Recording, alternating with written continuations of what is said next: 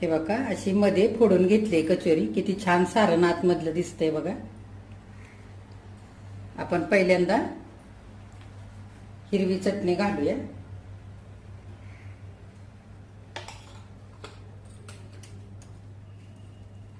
चिंच गुळाची चटणी घालूया थोडीशी.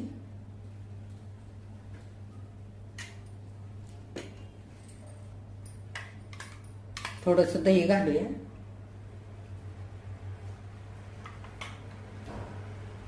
वरून थोडासा कांदा,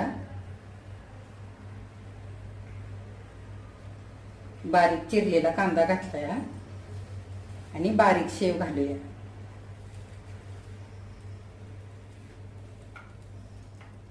आणि थोडीशी चटणी, हिरवी चटणी पुन्हा एकदा वरून घालूया.